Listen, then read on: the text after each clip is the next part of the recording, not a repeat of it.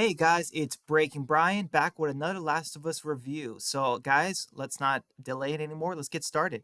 So, the beginning starts out. We have a burn infected outside of Jacksonville's walls. They are super dead. We get to see the zoomed out, like the massacre, the aftermath of the Battle of Jacksonville. And we see a young Asian woman, girl. She is cleaning up a body. And I knew this was Joel's body. She's just cleaning up from the blood, kind of thing. And then Tommy comes in and he kind of takes over. They don't really say anything, so Tommy knows that Joel is dead. Not sure why, she gives him the rag and he's just cleaning the arm too, because like there's like no blood on Joel's hand. Like I don't think a lot of blood went there. I'm pretty sure it's just his head mostly. So yeah, but other than that, it was a really well done scene, well acted. I'm not sure why they couldn't show Pedro Pascal's head in this scene, like why they couldn't show us see, you know, uh, Joel's head in this way. But Tommy says, "Give my love to Sarah," kind of thing, as he kind of says goodbye to his brother. So yeah, there was that scene. A lot of people got emotional from it, and we see the dead bodies in the diner. Like it's a lot. A lot of people died, I assume. They never really give a number though. But yeah, anyways, we get to see a hospital scene afterwards where the hospital of Jacksonville is chaos. I don't know how these other people got hurt, but yeah, like there are kids, you hear babies, you hear like panic and stuff as they're trying to treat everyone, family members of the people hurt, all that stuff. It feels so real. I love it. It's well done. It's great. And then Ellie wakes up too. She is very hurt and stuff. I don't know why Ellie is so hurt. This part doesn't make sense to me. Someone can explain it to me, please. But Maria wakes Ellie up and she is like, "Ellie, are you okay? You're in the hospital. Are you in pain?" That kind of stuff. She is consoling her, comforting her, all that stuff. And then Ellie sees the most disgusting, deplorable, depraved thing ever, the most horrifying thing a human being could ever see in the history of mankind. And oh, good Lord, I feel so sorry for you, Ellie. She screams in absolute shock, horror, and in terror, and she's screaming so much they have to literally sedate her. So yeah, there's that.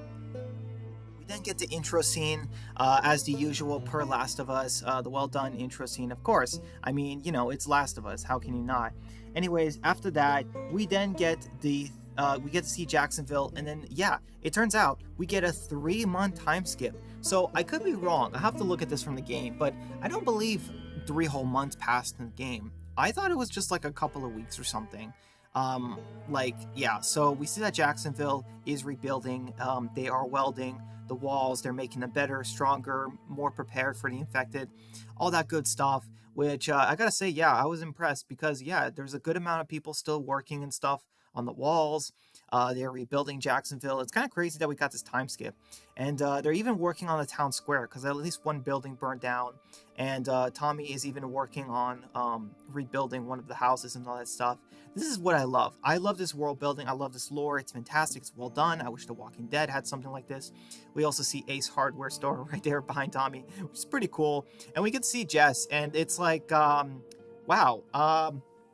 Jess is surprisingly buff, which is kind of crazy because I never would have expected that from the game or in the show. So yeah, there's that for all you Jess fans out there. Yeah, so Ellie's in the hospital, and this part I was still shocked. It's like it's been 3 months; she couldn't have been that hurt. But yeah, Gail comes in and she does kind of like a psych eval on Ellie, and she's all good and stuff. They're talking back and forth a little bit. She wants to make sure Ellie's okay, that she's not traumatized anymore, and also wants to find out what Joel and Ellie were keeping secret, why she was so angry at him. And Ellie is kind of talking about how I was mad at him before, but it doesn't define our moments. And she tries to find out, but Ellie doesn't spill the beans that she's immune, and Joel saved her from that. From the fireflies when she was immune, and then she gets to leave the room. Like I said, don't know why it's been 3 months. That's kind of weird. Doesn't make sense. Other than that, yeah, we get to see Joel's house, and fun fact, I believe they actually had to build the whole thing from scratch. It's kind of crazy. I believe HBO literally built the entire front of the house, which, just well done production. We get to see the flowers and notes, people that knew Joel and all that stuff. So it's pretty interesting. Ellie comes in the house and she's looking around. We get to see some, some pretty interesting stuff in Joel's house, like I believe it was Ellie's room, Ellie's old room, and then we get to see some wood carvings. Which, man, Joel should have stuck with that more, because yeah, he would have made some good money. Because good lord, that owl, that horse, like, man, fantastic carvings, man. Like, you would have made bank. So yeah, Ellie comes across Joel's box, and she's probably hoping it is not any dirty magazines, or maybe she is hoping that there are dirty magazines in there. But yeah, anyways, moving on. She comes across Joel's broken watch, of course, and then this little blue rag. Is it jeans? Is it a mask? I don't know what it is. Yeah, I don't know. That's confusing. But she comes across Joel's pistol too, and she takes it. She puts it in her back, and then she cries on Joel's jacket, which is in the closet, and all that stuff. Because she's upset, she's regrets her actions and stuff. And then Dina comes in. She hears Ellie hears Dina, so she wipes away the tears. And yeah, so Ellie comes out of the closet to see Dina, who needs to come out of the closet. Anyways, moving on.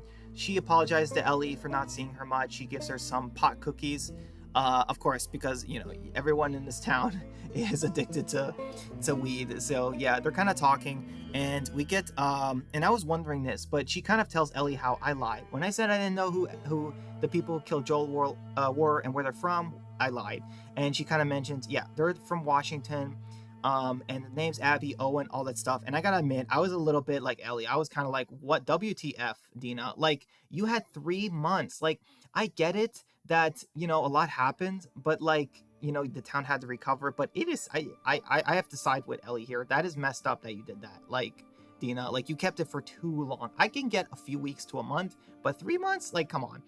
So yeah. Anyways, Ellie keeps stuffing her face with the wheat cookies, which I'm surprised she doesn't need milk for. Because I mean, come on, I cannot eat cookies without milk. No way. And then she draws the WLF logo, the wolf. Which, like I said, how did Dina? Shouldn't she have done this before? Like, shouldn't she have drawn it before? I don't know. Just little things like that are kind of weird. She definitely should have done it before because it's been so long. I doubt she would have memorized it like that. But afterwards, we see that they went to Tommy about this. We get to see some cows eating, which, like I said, I love it. I love the world building. And Ellie is kind of telling Tommy that, like, hey, it's a Washington Liberation Front. They're in what, Abby and them. We can take them out.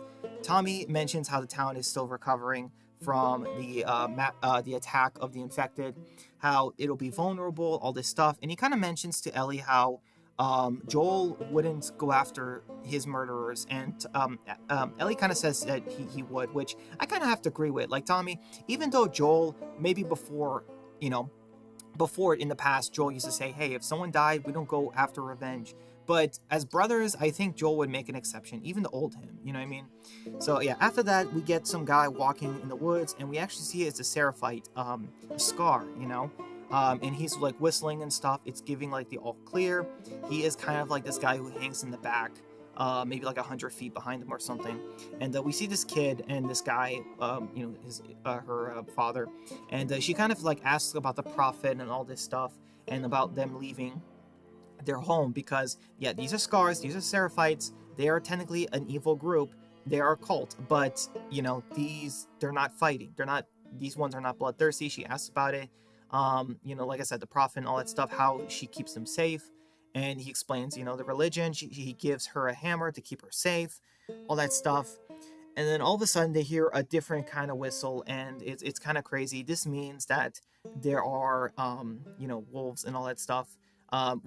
Threats. So they hide in the bushes in the side, and yeah, so it's wolves. Little girl is hiding. I thought this might have been the Lev, but it turns out it's not going to be, as we'll see. Anyways, back in Jacksonville, we see Ellie training. She is beating this punching bag, and we get to see a Matrix poster behind her, which is kind of cool. And then Jess kind of explains how the town is going to vote on whether or not they should go get after Abby and stuff. And Ellie kind of asks if she can count on him, but he kind of says that he's a member of the council, so he can't just tell her his decision yet. And he also tells her to write a speech, that way she can have all her thoughts and convince him to go. Also, Jess is also part of the council now, so does that mean his father died, who was part of the council before? How does that work? I don't know. So anyways, the next day in the meeting, we have freaking Scott here, who's like, I know we should talking about Joel, who meant a lot to us, but corn, man, isn't corn great? Like, we should change to corn instead of wheat. And everyone is just like, Scott, stop with your political BS and just focus on the topic. Sit your butt back down if you're not going to be serious, Scott. So yeah, screw you, Scott. And meanwhile, we have a woman named Rachel who tries to speak, but her baby interrupts. So she gets her husband to take care of their son, and she stands up on a chair. And I gotta say, Rachel, nice. I give her a solid 9. So yeah. Anyways, moving on. Rachel kind of speaks that Joel meant a lot to them, but she does mention how they all hurt that day because of the attack, and she mentions how she lost her sister that day. So she mentions her heart feels the pain of Tommy and Ellie losing Joel, but she mentions that right they can't send 16 people out there because they might die too, and it's not worth the risk. It's too much. And I mean, even though I disagree with her opinion, I do respect it. She did come off it, respectfully, saying that she just doesn't believe it's worth it, any more pain. Um, so yeah, there was that, and we get to see Seth, which is kind of cool. I thought he died during the attack, and then this guy Carlisle kind of stands up and mentions how he is not a Christian, but he does believe in that they should forgive what happened and forget. They should show mercy, and that's kind of what mercy is. It's you give mercy to someone who doesn't deserve it. But Seth interrupts him and kind of mentions how I can't believe what I'm hearing. He's kind of like acting like Larry from the Telltale games. He's kind of mentioning that they killed one of our own and we're just gonna let it happen. What if they do it to someone else? They know where we live, and it's just one of those things where it's like, this is about justice. Are we just going to be okay with being a victim of this? As in, we had no issue with them murdering one of our own. So yeah, Seth makes his point, and now it's Ellie's turn. And I'll admit, I was impressed with Ellie here. We're getting some character development. She pulls out, her notes. She listened to Jess about writing her thoughts down, and she mentions how she's very impulsive, and she didn't want to mess this up. Everyone's listening, even Gail, and she mentions this is about justice. It's not about revenge. Okay, what if Abby and them come back? What if they kill somebody else? What if, isn't this a society about justice? Do we just let them be? They murdered Joel, and what if they come after one of us? And she mentions how justice, I would fight for any one of you. And I believe that we should all fight for each other. If someone attacks one of us, they attack all of us, kind of thing. And she mentions, please don't do this for me or Joel, do it for us, the community. And that's kind of it. So she made a pretty good speech, and the 11 council members, and Maria kind of mentions that now it's time to vote. They have to make the decision on whether or not they should send 16 fighters to avenge Joel and kill Abby and them. So yeah, Tommy and them are doing the votes. And to be fair, I kind of expected this, but yeah. So anyways, there's 11 of them, and they are writing down their notes of yes, no, all that stuff. And this young black girl, I'm not sure who she is. This woman, don't know if she's related to anyone, but other than that, she reads the notes, and it turns out it is 3 yes for killing Abby, going after her, and 8 for no, which means that Tommy, Maria, and Jess voted yes to avenge Joel, and all the other background characters voted no, which makes me very disappointed.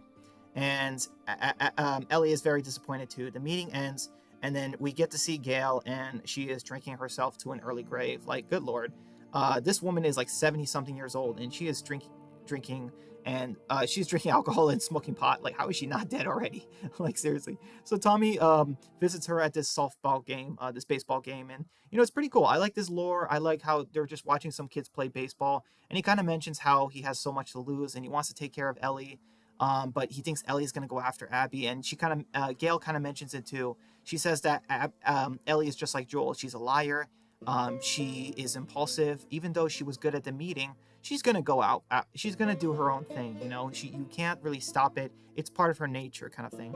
So, anyways, after that, we see that Ellie is getting ready. She has food, guns, and bags ready and stuff. And then Dina knocks, and then she comes in, and Ellie is just kind of like, you can't convince me. You can't tell anyone. You can't tell Tommy. And then Dina actually gives Ellie the notes, because the map, and shows her the route to Seattle, because Ellie did not plan this out, apparently. And yeah, so we kind of see Dina kind of flex her brain a bit, because yeah, she kind of mentions how they need medical supplies, they need better equipment, and a horse and all that stuff. There are things they need to prepare for. So she kind of tells Ellie that, hey, I love Joel too, and we're gonna do this. Even though the council voted, they said they weren't going to send people after Abby. So they're gonna have to do this on their own and avenge Joel. So yeah. Also, she mentions, meet me at 3 a.m., which is like, yeah, no, uh, yeah, no, Dina. Unless the world is ending, like I am not waking up before 5. Like you can forget that. So, anyways, after that, we have Ellie meeting Dina in the woods, and then we get to see Seth. He's actually bringing a horse, and Ellie is being a little bit difficult because she's like, "Ugh, I hate you," and it's like, Ellie, that was 3 months ago. Like, come on, it's not that big of a deal. Anyways, he kind of mentions how there are some people that agree with Ellie's decision of avenging Joel, and we get to see Seth open the gate for Ellie and Dina. Not sure why they don't have two horses. I don't know, but yeah, Ellie kind of shakes Seth's hand, and Dina kind of thanks him. They're gonna go out there, and not sure why there's no guards watching this side door because this is in Jacksonville, right? So I don't know. That part's a little confusing. But anyways, the next day, 10 miles out, we get to see where Tommy mentioned to Ellie where they bury Joel. And yeah, I'm not sure why they do it the whole 10 miles cemetery thing. That seems kind of like a design flaw, but hey, it is what it is. But I'll admit, this was a pretty good scene. We get to see Ellie visit Joel's grave, and there's like no words. She just there's no cringy acting, there's no cringy dialogue. Like she cries, it's well done. And Ellie just goes down to Joel's grave, and she literally just puts some coffee beans, like Dina's watching, she literally put some coffee beans just on the ground because Joel liked coffee. That wasn't part I mean, Joel liked coffee, that was in the game, but the coffee beans thing, that wasn't part of the game. And I kind of like that. It just, there's no words, it's just meant to be it's supposed to just tell a story with just visuals, and I appreciate that. HBO doesn't think we're morons in this way. So yeah, um, that's it. Ellie is done with mourning Joel. She's saying her goodbyes, kind of thing, and then she's going back to the horse to go on her journey. So then we get to see Ellie and Dina just traveling around the U.S. Mostly just nature shots. We don't see towns or cities. They're doing more the nature route, avoiding the infected, because obviously infected are more in modern areas, which, yeah, we get to see some awesome visuals, like really different landscapes. HBO just flexing their budget, when it comes to this thing. It's just absolutely crazy. The swamp areas, rocky waterfalls, I mean, you name it. So yeah, Ellie and Deanna are just trying to pass their time. They're telling each other jokes, Viper and Curtis, all that stuff. They're talking about movies and songs. And then not only that, but they are also trying to talk about, hey, who was the first person you ever killed and all that stuff, kind of like in the game, which is really cool. I like that. And then eventually, yeah, it's nighttime and they go to sleep. So yeah, it is raining. It is Dina apparently called that. And anyway, yeah. By the way, even though Dina is totally not gay, she is just kind of like, hey Ellie, if I was gay, like, what would you rate me? What would you rate our kiss that we had, on New Year's and stuff 3 months ago? And Ellie is just like, I don't know, 6. And then Dina's like, I can't believe you think I'm a 6. Like, you're so mean, Ellie. And she's like, good night. And then Ellie's like, oh, okay, good night. And then all of a sudden she wakes up Ellie again and she's like, Ellie? And then Ellie's just like, that face is like, I swear I'm going to stab you right now. Anyways, the next day, Dina and Ellie are going to the Seattle Trail. They're getting pretty close now. And then they see the overturned wagon, which I don't know if I don't remember seeing this prior, but yeah. And even see the dead guy, the dead Seraphite Scar at the beginning of the episode, earlier, which is kind of interesting. And we get to see the symbol, and he has multiple gunshot wounds, from the back, which means they shot him from the back, I guess, and all that stuff. And then Dina was looking somewhere in the woods, and she comes out running, puking. Yeah, I was very curious on what she saw, because even I didn't have an idea. So yeah, Ellie goes to investigate as to what is going on and what just happened. And Ellie sees that all the people, all of the innocent Scar Seraphites earlier that episode, they're all dead, even the little girl, which means the WLF killed them, which makes me so mad. And I can't wait for Ellie and Dina to kill some WLF, because they deserve it. They honestly do. People say revenge is bad, but yeah, no, they have to be punished for this, because they are monsters. They murdered a child. Now, I don't know if specifically if Abby had was responsible for this, but regardless, someone was, so I hope they pay for it. So anyways, Dina and Ellie are, they're still on their horse, making their way, and they come across the road, and it's pretty cool. I love this. I love the environment, and we get the part where, Ellie is like, where it's like it's quiet, too quiet, and it's like, yeah, you know what else it is? Hot, too hot, because you girls are wearing fall jackets in springtime, which, like I know you need jackets to stay warm, but come on, like we get to see the Seattle city, which looks amazing. The CGI. We even get to see the Space Needle in the background on the left there. I mean, fantastic. It's beautiful. Well done, HBO. You really like flexing your money muscles, don't you? Like over like other zombie apocalypse franchises. So yeah, well done. I love the overflow of the water. It looks great. Like the flooding. So we get to see in the building. I think it's a Space Needle. We get to see that's Manny. He is keeping watch on certain sections of the city. He didn't see Dina and Ellie. He says that everything's all clear and stuff for you guys to like go through and all that. He's keeping an eye out for any stuff. And yeah, man, the flooding looks great. And then we get to see an empty street in Seattle. Man, the overgrowth is fantastic. It's just perfection. And we get to see some random, not Jeep, but some kind of tank thing just drive by. It's very clean, modern, and then some kind of Humvee, which yeah. And then we get to see that it is the WLF, and yeah, the soldiers are trash, but I gotta admit, I dig the symbol. I dig the symbol and I dig the name. And yeah, we get to see that it is actually not a small group. It is actually a lot. WLF has a lot of people. That's got to be at least 100 or so. So yeah, this is going to be pretty tough for Dina and Ellie. And then boom, the episode ends. So yeah, what can I say about it? I like this episode. Some people might say it's boring, but in a way that's what it was supposed to be. It's a calm before the storm. It lets you mourn for Joel. We had a crazy episode 2, and this is a simple episode 3, and then we see in episode 4 things are going to get crazy. We see Isaac. He's a Fedra soldier, so it's going to be a flashback of something. And yeah, they're talking to some civilians, and she's like, "Are you Isaac?" and all that. So I guess they're planning the WLF revolution. And then we get to see Ellie and Dina in the subway. It's collapsed, and she's counting the infected. You hear infected. Ellie tackles a WLF soldier to the ground, as they're fighting, and then it looks like it might be rain time or something. I think I saw a flash. They're running from infected or WLF. It's just gonna be crazy. And then Dina is counting more infected, and she's like, yeah, there's at least 5. And then eventually we see that no, it's a lot more, because you have a clicker, infected, whatever, screaming, and you have a herd of zombies, in the subway, which yeah, is very accurate to the game. We see someone shooting infected as they're about to be killed, so I think these are WLF. Episode 4 is going to be crazy. We have Ellie in the subway car. She is trying to get through, which yeah, this is going to be crazy. And then we have Dina looking back. Ellie is running ahead of her.